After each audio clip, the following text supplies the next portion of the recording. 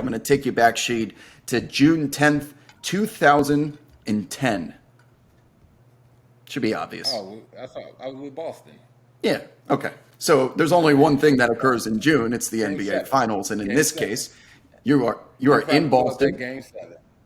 Okay. So this one particularly is Game 4 in Boston. I don't want to say message, but it looks like to me, without being in the huddle with you, that there was a directive. We're going to leave Sheed by himself, guarding Pau Gasol. He's not going to front him so that we try and help over the top or we try and take the ball away from him. You were just letting him catch about, let's say, 10 to 15 feet with his back to the rim, playing him straight up. And at this point in your career, you're now in your second decade in the NBA going up against Pau Gasol at what is arguably the peak of his powers. That's a pretty damn big assignment for someone that has that many miles on the odometer that you did. What was the reason for Doc doing that? Was it because you still had your athleticism and length to influence Pau's like face-up mid-range jump shot?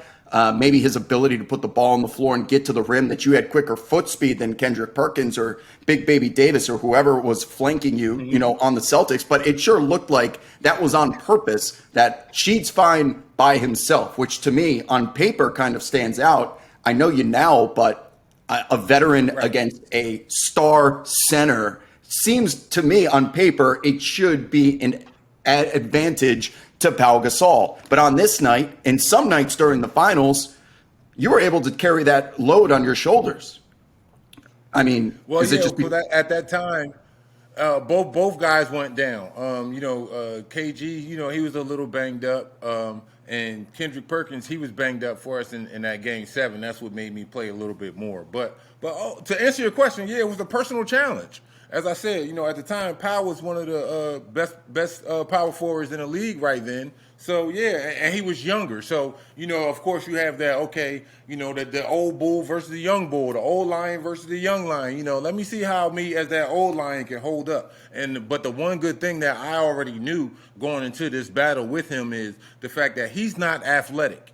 And at the time, my athleticism wasn't what it was. So, but I was cool with that. So, both of us couldn't even jump over a Saturday newspaper at the time. So I was good with that. It all became skill. You know what I'm saying? Okay, it all became placement. All right, if I get advantage right here on the block, then boom, boom, he got me. But if I get advantage on the block, then boom, boom, as a defender, I got him. Now it's going to be a harder shot. I'm still in the play. And yeah, that's one thing we talked about in the meeting. Told Glenn, like, yo, hey, I don't need no help. Y'all stay home. That's going to make it easier for everybody overall, because now you're not worried about helping. You can focus more on your man. So now it won't be no backdoor cuts. You know what I'm saying? There won't be no lives or anything like that, because I got him. Now, if he score, he going to score. But that shit is not going to be easy. It wasn't no easy dunks for him. Like, he was ripping that West Coast up at the time when the Lakers went to the finals. You know what I'm saying? And during that whole time, it was like, okay, all right, so now I know how I got to play him. And then, it's just from memory back when, my latter years in Detroit as well. So, Pau's a good adversary, though, bro. I'm not going to hold you. I'm not going to front. Well, it was certainly a different change of pace compared to the other Laker that you were asked to guard in your Detroit and Portland days in Shaquille O'Neal, where we've heard those stories. Pau is more finesse than power, I guess, pun intended there, but for him he caught an old Sheed though. He caught an old Sheed. If he would caught like a you know what I'm saying, a late '90s Sheed, early 2000s Sheed, oh man, fucking destroyed it. That for sure, no doubt about it. But he caught an older Sheed, and he did what he did. I'm not no knock against him. He did what he did, but because I was the old bull by that time. Yeah, and also the team that you're on, whether it's KG, Paul Pierce, Ray Allen, you got ball handlers who are going to be stretching the floor. One of your greatest talents was pulling other big men into the deep end 30 feet away from the rim because they had to guard your three-point shot, and getting Pau involved on defense would have been something that he may not have seen up to that point. I'm not particularly sure who they played in the Western Conference Finals that year. Maybe it was Denver. But there were no real bigs in 2010 that were stretching the floor 30 feet. And we've talked about this before, that I think that's why a big reason as to why you are what you are today.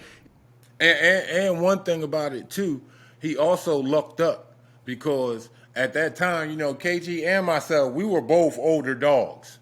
But when KG got in the game and Powell had to guard him, you know, that's when he got into a little bit more foul trouble. He had to play a little bit more defense because the ball was going through KG. But when I came in the game, you know, I knew, but I already knew it and I was cool with it. The ball wasn't going through me because I was either in the game at that time with Paul or Ray. You know what I'm saying? And so I was cool with that, setting screens and all that. Hey, I played my role. That's what I was there for. I played my role. It wasn't no complaints. But yeah, you lucky you caught that quarter old Sheed. Because man, I'm telling you, would have ripped him my asshole if I was that young Sheed. Because the ball now, the offense running through me like in my Portland days, in my you know, early Detroit days. Shit.